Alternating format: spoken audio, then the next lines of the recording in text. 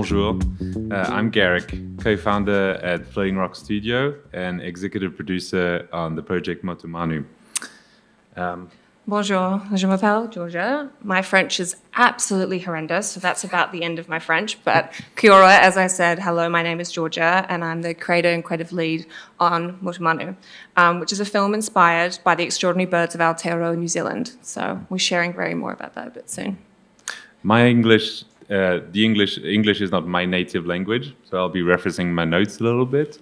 But I do live in New Zealand, and we came here from a very far away today.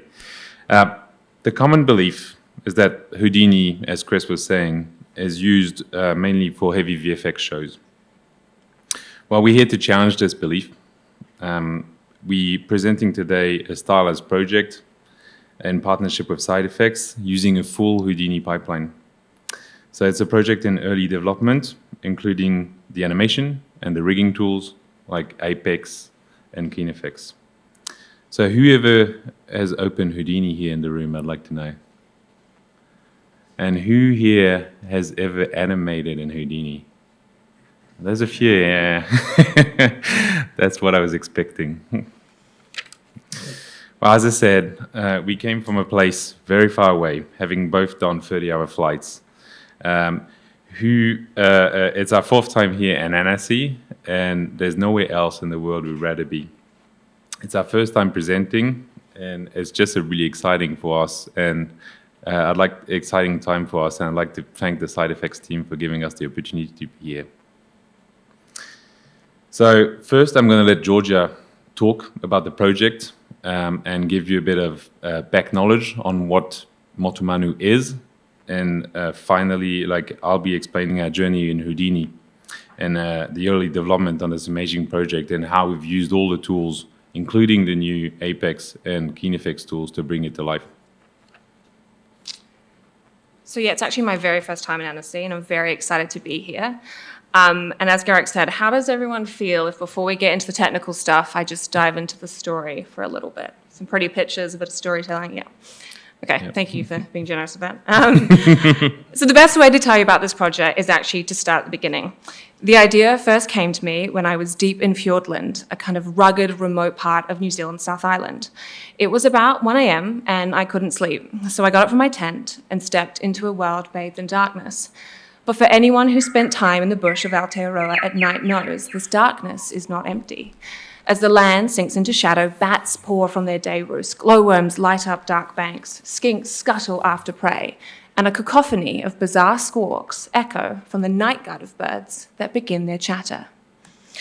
But there are actually voices missing from this world. Aotearoa, New Zealand's ancient dawn and dusk chorus was once deafening, but now over 50 species are extinct. So standing there in the dark, I began to wonder, what would it be like to bring back those voices and fill the forest fully once again? And that's where Motu Manu was born, an animated adventure rooted in the natural and spiritual worlds of Aotearoa, New Zealand. So let me take you there for a minute, to an island where the ferns predate dinosaurs and the magic of the night is our backdrop. At the heart of our story is Kakapo, a curious, loud, and determined young bird who dreams of flying, despite being part of one of the few parrot species on the world who simply can't. We meet her on the longest night of the year beneath a rare supermoon as the birds from across the island gather for a sacred ritual. One that allows Ruru, kind of sage elder of the community, to open a glowing portal to the spirit world. And for one moment, the forest is whole again, as moa, huia, and other extinct, long-lost species return in shimmering form. Among the crowd is Kakapo, who spent her whole life climbing up trees and flinging herself off branches in hope to soar like the others. But during the ritual, a little too eager to join in, she climbs a little too high up a giant kauri and falls. Right into the heart of the ceremony and Ruru and the portal. There's a crash and a bang, and then suddenly everything turns black. The magic shudders, the portal fractures, and from its splinters pour the Ravagers, dark spirits of long-banished predators, stoats, weasels, rats, twisted by an unseen force. As quickly as they appear, they spread into the forest, and almost immediately the island begins to warp. Storms thrash the canopy, the ground splits open, nature turns hostile. and poor wee Kakapo was blamed. She says she slipped, that she wasn't trying to fly this time, and it felt like something pushed her, but no one listens. Everyone is panicking. Heartbroken and now convinced it is in fact her fault, she sets off alone, hoping to put things right. But she's not alone for very long. Two unexpected companions soon fall into step, a grounded falcon and a narcoleptic penguin join the journey, forming the island's most unlikely band of would-be heroes. And slowly a deeper truth begins to form. The spell that once banished the Ravagers away had actually been welcoming way before the ritual, not from time but from change. Over generations, the island's unity had begun to unravel. Flocks grew proud, territories divided, creatures excluded, and the harmony that once gave the magic its strength had been quietly breaking down. So sweaty, sorry. And in the shadows, one Ravager had remained all along, a rat named Crumble. He had waited deep beneath the earth, festering and feeding on scraps, biding his time. And now, under the supermoon, guided by a bodiless dark force, he has managed to tear open the final thread. The Ravagers, in fact, did not escape by accident. They were summoned. Kakapo didn't fall. She was, in fact, pushed by Crumble, who has become a mouthpiece for the dark force that drives the Ravagers and their insatiable hunger. So to wrap it up, so what begins as a comedic tale of clumsy, flightless birds soon spirals into a journey, a powerful one that asks big questions about identity, belonging, and the true meaning of home. Their quest will lead them to the island's forgotten places, glowing forests, haunted wetlands, ancient groves, guarded by bizarre night creatures. And as the dawn nears, the birds uncover the Ravagers' terrible plan to steal their return by taking a living soul at first dawn's light. And to stop them, the island's creatures must unite. Everyone, elders, outcasts, reptiles, birds, insects, all rising together for one thunderous dawn chorus. But as their voices rise to drown out the darkness, one truth becomes clear. Saving their home will come at a cost, reminding us all that protecting what we love sometimes demands everything. So just briefly wanted to touch on why this story was important and why we want to tell it now. Well, Motu Manu is more than just entertainment. It's inspired by a real ecological crisis facing environments like Aotearoa, where invasive predators have pushed countless endemic species to the brink. For example, in New Zealand, 73% of our native species are endangered. But no one wants to see that film where all the birds just die. So it's a film that, instead is a story about courage, community, and what it really takes to protect what we love.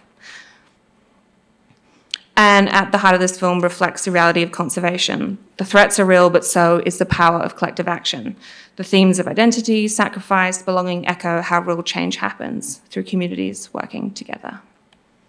As Georgia explained, this project is not only an emotional journey, it's also a conservation effort.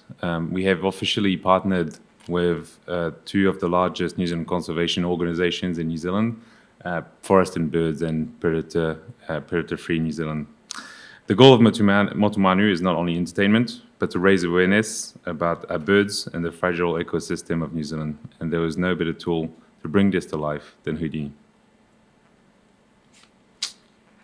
And, the world of Motu Manu, New Zealand's wild places, is one we've not seen very much on screen before in animation. It's full of strange nocturnal creatures, glowing forest, native species found nowhere else on Earth. For tens of millions of years, New Zealand had no mammal predators whatsoever. And in their absence, many birds evolved in very strange ways, like kakapo and kiwi. Kakapo, is this giant parrot with huge wings, but is just essentially too chubby to fly. And because she evolved to live on the forest floor, never needing to fly to escape any predators. And that uniqueness and that vulnerability it brings kind of sits at the heart of this story. I feel like Kakapo some days. Hey? We truly believe this project is to get people to care about the awareness and the birds of New Zealand. And to put it into David Attenborough's words, no one will protect what they don't care about, and no one will care what they have never experienced. But because we're in France, I'm going to have to cite Jacques Cousteau here. On protège ce qu'on aime et on aime ce qu'on connaît.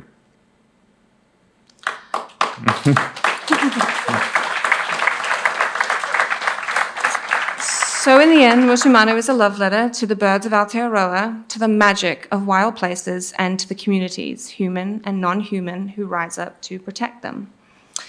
And this journey for Motu Manu all started with Pitchfest, actually.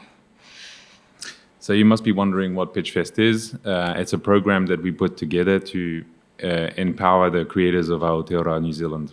So we invited all of them to submit their projects and put them in front of a panel in one of our cinemas for 2 days. And they had the hard task of actually pitching their projects like we're doing today in front of an entire crowd. And then Floating Rock funded the development of those projects now alongside Side Effects. Cool. So now I get into like the style and why, Floating Rock decided that Houdini was the best partner for this. So from the beginning, I knew I wanted Motu Manu to feel like a world you could reach out and touch, something magical, but a little grounded, so it felt related to the real environments in some way. And that's why we kind of developed this stylized CG approach that draws heavily from the look and feel of stop motion. And if any of you know, that's where Side Effects really and Houdini really shines, into bringing those hyper detailed renders. But as I said earlier, it's never been really. There's a long history of it, but I've never really seen like a full animated movie made with Houdini, and we wanted that to change. Yeah, so inspired by films like Kubo and Two Strings, Guillermo del Toro's Pinocchio. Not for their beauty, for how they make you feel. And when I brought this stuff to Garrick and stuff, immediately the conversation was Houdini. And so then it was about, translating this into reality. And the step with Side Effects to kind of develop our first character and figuring how to translate our concept art into a usable character. And that process actually started with choosing a character to start with. So Kiwi means different things for us in New Zealand. It actually is the name we give ourselves, New Zealanders. We are Kiwis. It's also a fruit, but today we're actually talking about the bird. And there's some real quirks about this little kiwi bird that we're showing some little clips of here. First of all, it's really cute. But the kiwi bird actually has nostrils on the tip of its beak, the only bird to have that because it's looking for its little food in the ground. It also is a nocturnal animal that cannot fly, but ironically is the emblem of our New Zealand Air Force. And I know. Finally, it's the only bird that has egg to body ratio that is 1/3 of its size. It's as if tomorrow you were giving birth to a 25 kg baby. Scary, but that's what they do. And lastly, kiwi is a critically endangered bird that demands the entire attention of the nation, and this is why this story is so important for us to bring to life. So, may I introduce you to our version of Kiwi. Kiwi can't fly, but he walks, jumps and struts like he owns the place. Proud, stubborn, and always snooping with that long nose, he's the island's self-declared guardian. And so Kiwi was the first character we started working on bringing into a 3D model and translating how we would bring that style of that stop motion texture and the concept art and the references I'd pulled into an actual usable form. So I'd like to talk about a journey with Houdini at Floating Rock. So it started more than a year ago. We had to bring a very large documentary to life that is coming up early next year. And there was 84 minutes of footage and 28 different creatures to bring to life. And one of these creatures was a terror bird, so feathers. And at the time, we did not know how to bring that to life. And we stumbled upon the procedural feather tools at Houdini. And I can tell you, even though I cannot show you today the images because it's not aired yet, that the tool is absolutely production ready with more than 30 shots rendered and fully produced with the feather tool. And they look great as well. I hope we'll be able to show you in Feb next year.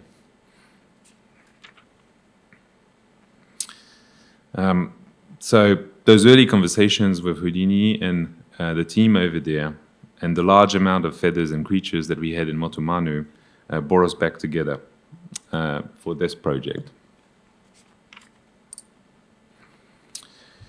We started at CG Juni by making the beautiful concepts from Georgia to life. We roughly sculpted the kiwi and its feathers to get an understanding of how they would look and behave.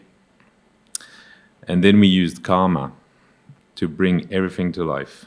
As Laurent, our CCO, I'm not sure he's in the room, puts it, Karma XPU is a really good compromise between speed and quality. It takes the full advantage of the power of the OpenUSD that we fully use at Floating Rock. And while USD can be overwhelming, maybe not to the brain of Laurent, because I don't know how he thinks, but he does understand it somehow. The integration of Karma and Solaris is just extremely convenient and easy to use. Our latest work actually wrapped last month on a big movie sequence where we did for the first time a full pipeline Houdini and a VFX show rendered in Karma. And we will never go back to anything, end of quote, from Laurent. So this is where the usual pipeline with Houdini starts and stops for most productions. But with Motu Manu, we wanted to push things further and see if we could do an entire production with Houdini. So here on the screen, you've got our first renders and turntables about that little kiwi character. It might not look like it for most of these days, but I was once a full-time animator for many years, actually. And coming to Annecy, we decided that I would be bringing to life alongside our rigger, little kiwi here, and animate a little sequence of him. So I'd like to thank Grégoire Deham, a rigger who dabbled into KinFX and helped me, like a little team, to bring this to life and to create the animation fully within Apex. So once all the assets were finished, the ones you've just seen, and we were ready to start the rigging, it was a pretty straightforward experience for Grégoire. He was used to nodal workflows. So is there any riggers in the room? Yeah, and I'm sure most of you guys use Maya so far, but working with nodal experience was really a blast, not only for Grégoire, but for myself as well as an animator. We were able to just change things like updating joints, removing constraints, updating the rigging without being disruptive for the entire workflow, but even more important for my animations. I had never opened Houdini prior to that as an animator, and Grégoire neither had never opened it as a rigger. And we just had lots of fun just talking to each other, and of course, with the full support of the side effects team, we were able to do this in less than 2 weeks. So Grégoire, it took a week for Grégoire to get his bearings in Houdini and being able to create a fully workable rig with Kiwi. And for myself, it was actually an entire week, but not count. Like, I'll just break down that week so you understand a little bit how it went. The first 3 days, I was watching a lot of the tutorials, the amazing tutorials that are on the side effects team, especially from Warren, somewhere in here, over there. So these are amazing. Just follow them for 3 days, and then after that, you just get used to the interface, used to the tools, and how familiar things actually are once you actually know a little bit and jump the little scary bit. Because I know how it is. I spent personally 10 years animating in Autodesk Maya, and just the idea of jumping to another software is extremely scary. And I'm here to tell you it's not that scary. Once you've done it and you have actually opened it, the team at Side Effects has done tremendous efforts to make you feel comfortable. There's a lot of tools that are very similar to the ones you use. So, for example, the graph editor is now called the animation editor, but it's still the same thing. There's constraints, but it's better. You also have like the viewport. You have your play blast that I call flips. everything is really there. So once you get over the name conventions and how every tool is a little bit differently placed, I think if we had to do it again, and I had to onboard one of our animators on this project, we could definitely do it in less than 3 days.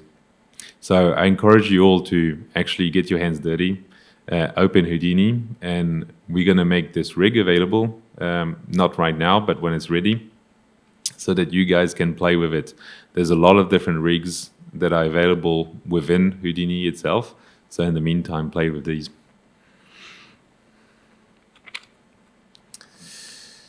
A bit lost in my notes, sorry. Oh, yeah. So there's some tools that you only find, right? You only find it, and I love this clip. There's some tools that are actually native to Houdini and Apex that you can only find in this software. One of them that I had so much fun playing with is Houdini Ragdoll. If you follow the tutorials from Warren, there's something way more impressive than this, but I just had fun putting the Kiwi in the Ragdoll form. And there's my new favorite tool. If you click on the next slide, please, Georgia. Dynamic motion. So this tool enables you to make like your jumps and anything gravity affected animations physically accurate. So I don't know if this is the kind of animation that happens all the time, and just having that curve that updates and also the keys updating in real time, that makes it accurate, makes everything that you do really, really easy.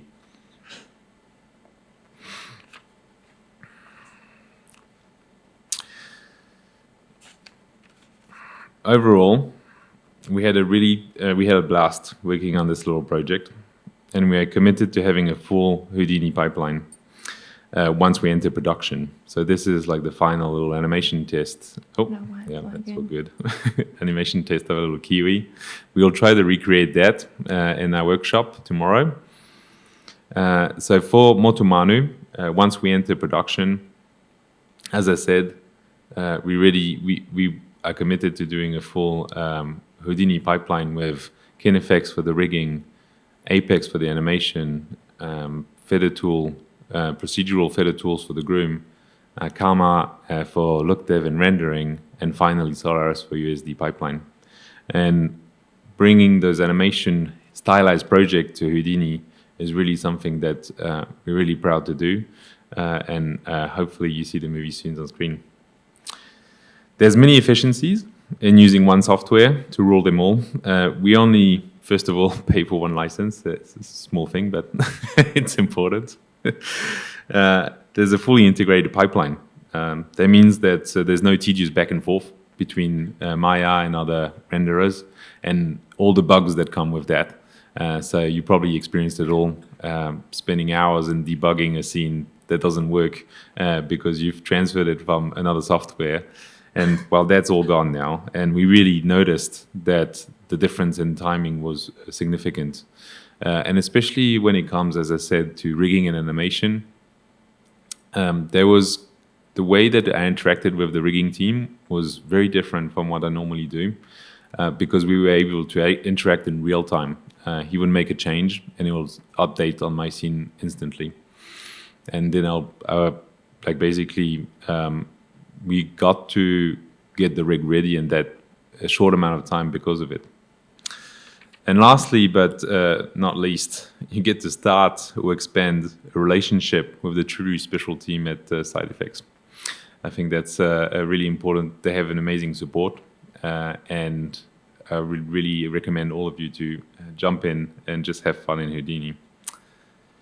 I'd like to thank our team, starting with Georgia, one of our creators, Nathan, our executive producer, my mom right here, and also Laurent, one of our co-founders and CCO, and our internal team that brought the Kiwi to life, so Clint, Gio, and Grégoire, and the other two co-founders, Lucas and Steph. Tomorrow, I'm going to have I'm going to have a workshop of 3 hours to animate within Houdini. So we're going to bring We're going to have a little introduction and get our hands and to see where the other tools are, what looks familiar, where things are, and then we'll do the bouncing ball, which is the mother of all animation exercises, and finally we'll get to animate Kiwi together. So is anybody here coming to the workshop tomorrow? One. I think it is full, that's probably why. I'd also love to give huge thanks to the SideFX team for their support, and especially for Ben and Chris for being the early believers in the project. I hope to see you all in New Zealand, and that this project made you want to protect our birds and to start creating in Houdini. If there is any questions, please let us know.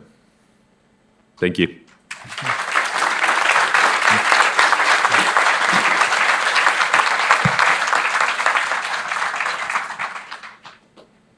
Question. Hello. Why is the Kiwi the first character you worked on and not the Kakapo? That is a really good question. Well, the Kiwi is basically a bouncing ball with legs. Yeah. So we decided that the wings is actually not probably the best way to start for a project using a new software. So we wanted to actually start with something easy. So that's why Kiwi was the choice. But on top of that, it is also the New Zealand emblem, so it was a perfect fit. Okay. The next characters, like we actually already developing like the wings setup for the other characters, and so you should see more soon. Okay. Thank you. Yeah.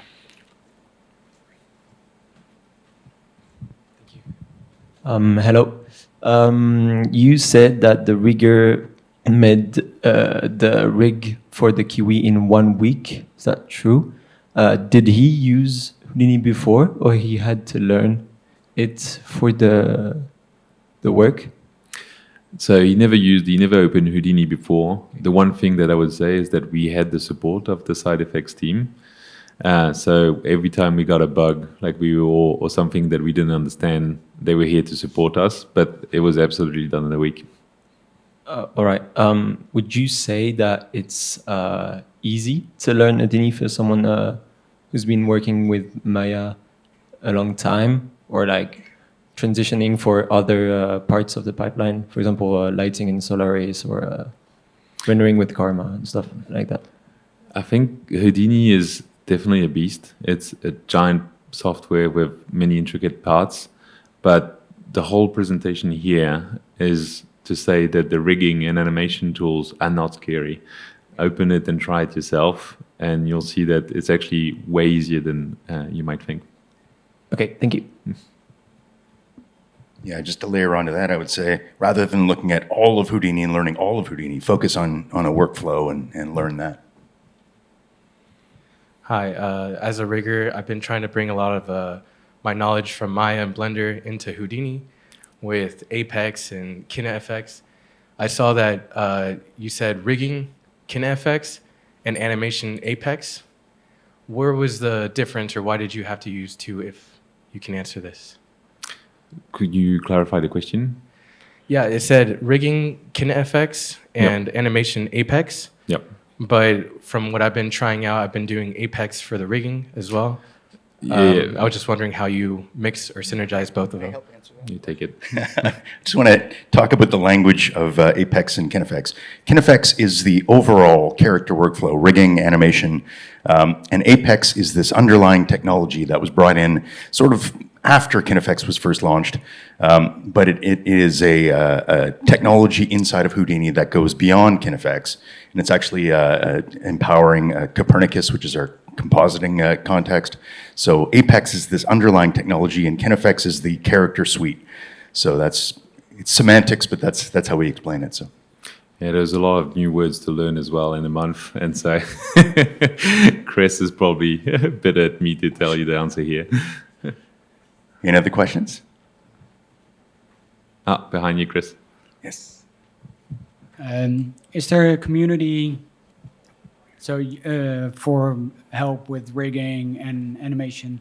So assume that side effects doesn't like if we all gonna send emails and with our questions, but we're trying to transfer from Maya to Houdini, and very basic things like joint size and these kind of things is spending hours on finding which menu does what and Yep. these kind of things.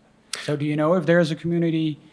Well, first of all, like I'd like to say that there's many tutorials out there that we have been following, but I will let Chris answer about the second part of that question about where to find more support if it is not by the side effects team. I mean, like you said, Warren's stuff is amazing, and Warren is on the R&D team, and he'll be speaking next. He's also brings the Maya background and brings that familiarity with Maya into Houdini, and so if there's a familiar feel within Houdini, it's because Warren is really pushing to make sure that it feels good and it has a good user experience. So he's done some incredible tutorials, as Garrick mentioned. And there's some amazing stuff by Max Rose and some other people online. But, I mean, if you're a Houdini customer, if you're a side effects customer, please use support at sideeffects.com. It's where our team is able to help you with problems that come up, and it's one of the best support teams in the business as far as I'm concerned. I'm biased, obviously, but they are happy to help. Believe it or not, Warren and I actually worked back then at Weta Digital for quite a numbers of years. And the way that Warren has been helping the team over there and the way that the tools are set up, it was something I was very familiar with. And I think best in class. I just wanted to chime in as a support user that I feel guilty sometimes that I just send an email and because I know I'm going to get instantly pretty much a reply back, and sometimes say, okay, well, I should put stuff out on the forums. I'm making work for people that might not be necessary, but it gets you spoiled. Excellent. Well, great presentation. So good. Such a great project. We're happy to be part of it. So thank you for taking us through that. Thanks to you. Thank you guys so much.